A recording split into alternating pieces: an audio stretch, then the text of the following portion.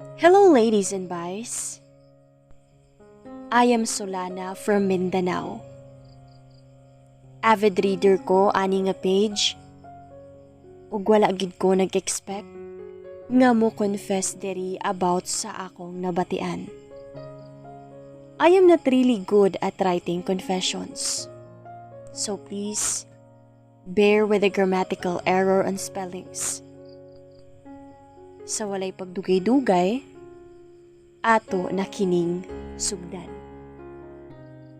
Bugtong anak ko sa akong mama ug papa, dayon na ako'y half-brother pero dili man mi same og balay sa akong kuya.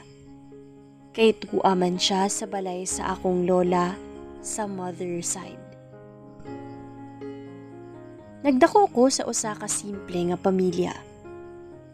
Not all things kay makuha nako kay needed jud siya paghirapan.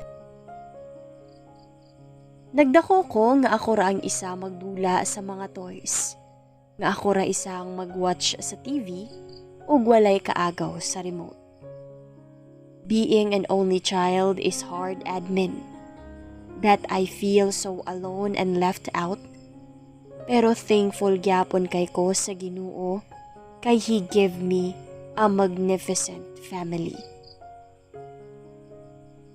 Ako ra ang babaeng apo sa mother side ug kadaghanan sa igsuon sa akong mama kay lalaki. Ang akong mga ig-agaw pod puros mga lalaki, maunang protective jud kaayo ug bawal mag-uyab-uyab. I don't have many friends. Maybe because I am not that good when it comes in socializing with other people. I-describe lang na ako ang akong kaugalingon gamay. Taason ko, mistiza, baga og kilay, sakto ra og lawas ug ang akong mga mata daw kay ana sila naa daw kaparehas og artista. Around March ato nga time, nga naila nako si Frey. And we became close kay nagaskwela siya og engineering while ako gaplano pa lang. She's ahead sa akuha og 4 years. Mauto nga gipaila-ila ko niya sa iyahang grupo. Ato nga time, nga magulang papud nako og edad. I met Parker.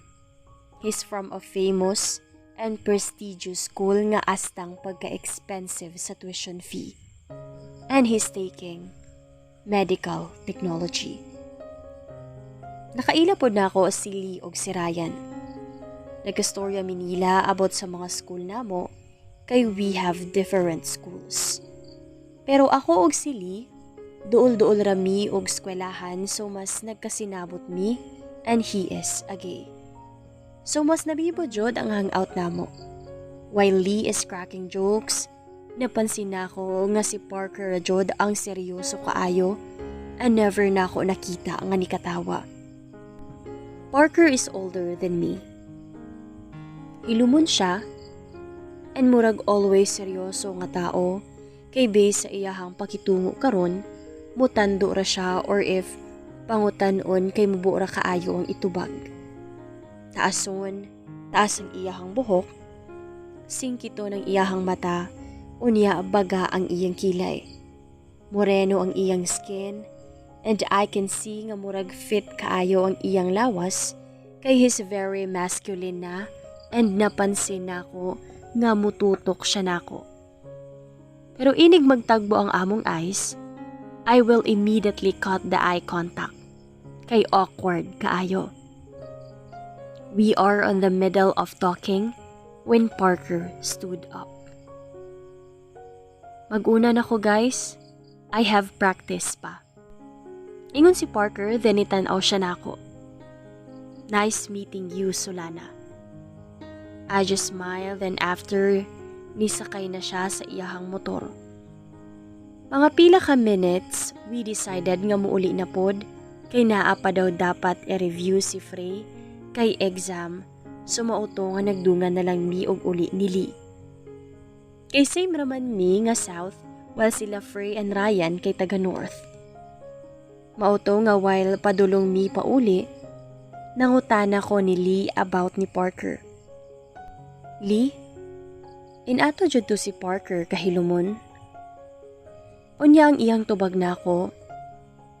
Oo, pero masaba raman pud na siya inig ma-comfortable siya sa taulan. Dayon anak ko, aw sa bagay, mauman pod ang pagkaila namo. Then I smile.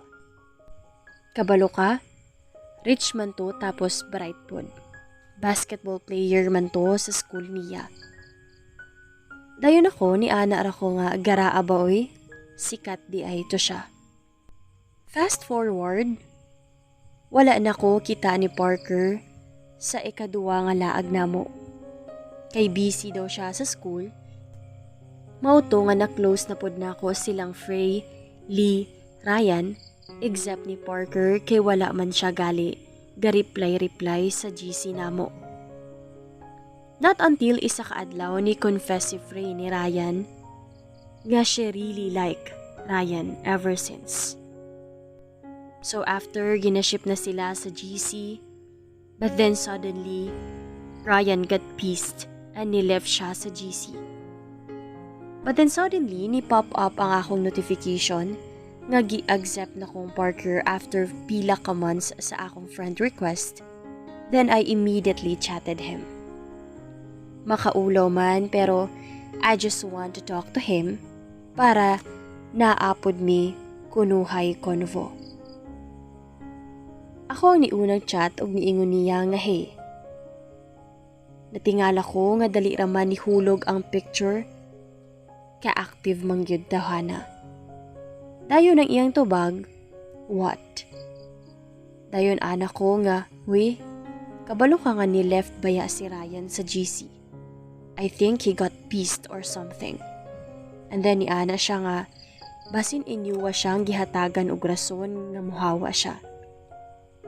Mauto nga niingon din ko niya nga, wala oy, never ko nag-tease niya para kang Frey. Og dadto gasugod ang among pagstoryahanay and pag-ila-ila sa among kaugalingon. Broken family siya. His dad is a cardiologist. And naanay lain family. Walang iyahang mama is a teacher. Tapos daadto siya nagstay kauban sa iyahang half-sisters og stepfather. Ang iyahang lola mao'y gabuhi niya o gapadako kayang iyahang mama kay dili siya tratuhon nga anak. Kay bunga ra siya sa usa ka pagkakamali because his dad is a married man while his mother is in a relationship pa lang with his stepfather. Nahitabo na sa iyahang dad and his mother. Pero ginasustentuhan na siya sa iyahang daddy, pero ang mama niya maoy lain ang pagtrato sa iyaha. Kinamagulangan siya and he has 2 half-sisters og middle child kay magulang nako og 2 years. While ang youngest nila kay manghud nako og 1 year. His favorite sports is basketball. He's a top student sa school and he wants to be a doctor like his dad and build his own hospital in the future. That or just something nga permanente na ako mahinumduman niya. Manlakaw mi usahay nga kamera kay inig manghagad mi usahay nilang Frey kay mobalibad siya kay busy daw. Kapag silipod, busy pa daw siya sa iyahang family, kay his family doesn't know that he's gay. So kailangan magtarong sa daw, while Ryan is not always available, kay practice daw sa band, kay he is a singer. So ang ending, kaming duhara ang manlaag ni Parker. Every time ang laag ming duha, I always bring books in my assignment. Kay I am not good at biology, maunang needed jud na kog instant tutor kay maayo jud kaayo siya pag-abot sa mga science-related stuff. He has a good sense of humor og extrovert siya sa mga tao nga close niya. He likes teasing me nga Sa kagwapo niya, wala pa daw ko ma-fall. And I always reply nga, og magka-crush man siguro ko, dili gyud to ikaw. And he always laugh labaw makita niya nga gisapot nako. We got close na this time, and those are mga panahon that I was genuinely happy to meet a friend like him. Na ako yung mga amigo man pod sa among school, and I have a best friend. Pero kay busy man sila aning mga panahona, so wala na jud kaayo mi nagkita. One time nang laag ming duwa, sapot kaayo ko kay dugay kaayo siya, unya init na kaayo. Wala pa gihapon nakaabot. Naka-decide ko nga og dili ni moabot, di mag-undang. Pero after pila ka minutes, nakadungog na ko nga naa na siya, and he's wearing his plain t-shirt and his usual dark pants while naglakaw padulong nako. Niya na si Parker nga, I'm sorry I'm late. Remember Dara? I manage myself to stay calm and not to get angry. Kay dili man jud sa tanang panahon, magpermanente dili malate. And then ang akong tubag, yeah, that girl nga naibog nimo, pero mas gusto nimo ang iyahang pinsan, right? And then iingon siya nga, yeah right, well I got Lorraine's number from Dara. He said proudly, nga murag nakabuhat jud siya og ikapang hinambog sa ako.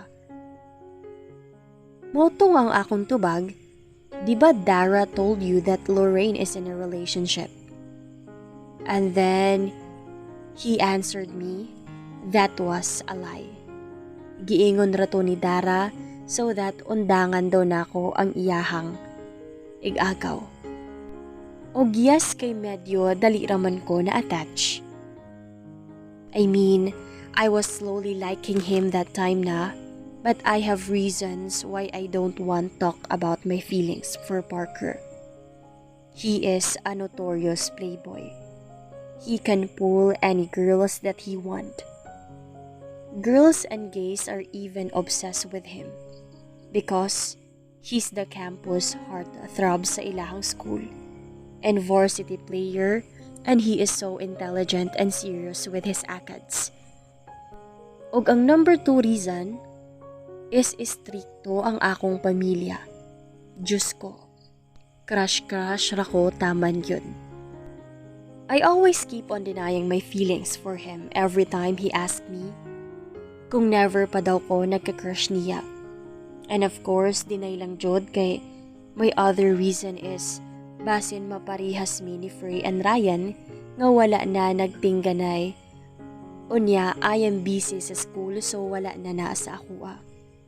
Og ingon pa sila nga admiring him from afar.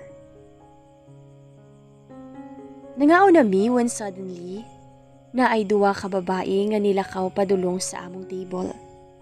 Ang isa ka babae kay familiar nga murag mauto siya si Dara, while ang isa ka babae nga taason tapos niwang nga morinahon, I think she is Lorraine. Niana dayon si Parker nga, hi, you're just right on time. Ready na ang food and by the way, this is Solana.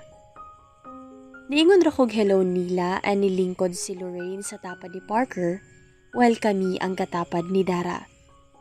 They start talking while ako gahilumra kay I can't relate sa ilahang topic kay they are from the same school while ako layo baya ang amuang eskwelahan sa city. They talk about og asa jud sila gaila or gakaila last year sa Hong Kong yun daw. Tapos nagkaila sila nilang Dara sa usa ka bar ug daadto niya nakit-an si Lorraine balik.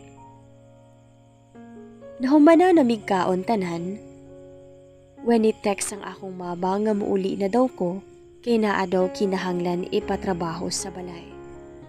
So nananghid na ko nila tanan. Una na kog uli kay gitiksan ako ni mama. Og ang ingon ni Parker, Lan, Ihatod ti ka sa terminal? Dayon niingon ko nga no. Nga tuaraman si uncle nako gapaabot ug muuli nako. Enjoy baya mo ha. After ato, wala na ko nakipagkita ni Parker kay murag feeling nako sila na siguro ni Lorraine. And of course mo distance nako. Muchat siya panalag sa og kumusta daw ang school. Tapos moingon rapod kog okay ra and busy ko kay hapit na ang exam namo. Fast forward, a month after finally nahumana ang exam, we decided nga magkita nami nilang Frey, Ryan, and Lee. Wala ko kabalita ni Parker og kinsa na ang iyahang uyab, kay wala naman pud siya nagchat sa GC og wala na pud mi ka-chat. Nagkita mi nilang Frey, Ryan, and Lee.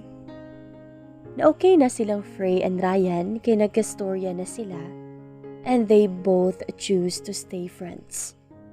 While Lee, wala pagid niya na ingon sa iyahang parents pero kabalo na ang iyahang ate that he's not straight. Nag-catch up mi nila kay dugay-dugay na baya ang last namo nga kita. When suddenly, niabot si Parker nga naay kuyog nga babae og dili man to si Lorraine nga akong na-meet last month. Guys, this is Rachel, my girlfriend.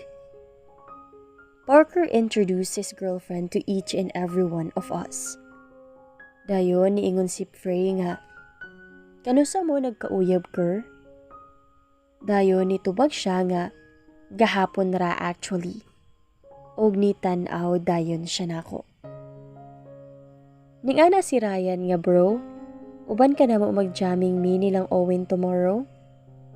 And then Parker answered, "Sige, dalo na ako si Rachel kay kabaluman siya mo gamit og gitar." Kaya siguro sila nagkauyab kay they both love music. Rachel is nice. Talkative siya og okay man ang iyahang personality, dili siya OA og mailagyod nga friendly siya, kay og si Lorraine man last month, kay murag strikta og lisod makipag-friend niya, while si Rachel friendly kaayo. Nanglakaw na sila kay igo ra daw sila ning hapit og kabalo sila nga naami dire. So ni ana si Lina ko nga day, nanglakaw man daw mo this past few months ni Parker. Og ni ana ko nga oo, nang hagad siya glaag nga wala mo nang nguyog, kay atul man pud to nga naa kog syudad. Dayon niingon siya nga day, ayaw jud pauto ni Parker kay playboy man to siya oy. Tanawa, di ba lahi to ang gipailan niya nga bae last month? Tapos karon lahi na pod. Dayon niingon si Lee nga, flavor of the month.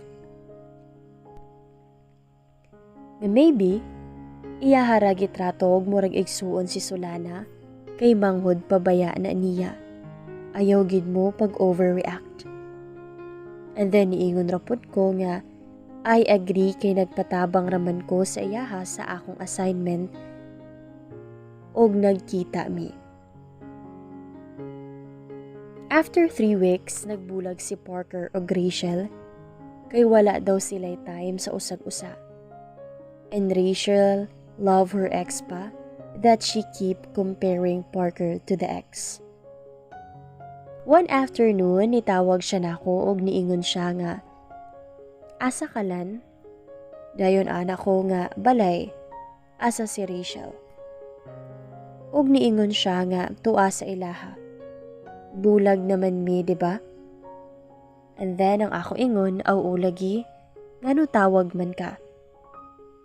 Og ang iyahang tubag, "Wala lang, ganahan lang ko." Dayon niingon ko nga, "Paghilumoy, palungon ko ni." And then ingon siya nga, "Lan, ayaw sa. Magstorya sa ta." So niana ko nga, "Ha? Sa asa man?" Dayon niingon siya nga kamusta man. Og niingon ra pud ko nga aw buhi oy. Di ba naaman kay klase karon? And then ang iyahang tubag, naapay 10 minutes maunang nitawag sa ako nimo. Wala ko ni tingog ug wala ra siguro ni siya'y lingaw ug nagkalas-kalas ra sa load. Dayon niingon siya nga Lana, palungo na nako ha. Naa mi test karon. Amping baya ha? And then niingon ra ko nga okay. Do well sa test. And then he said, yes ma'am.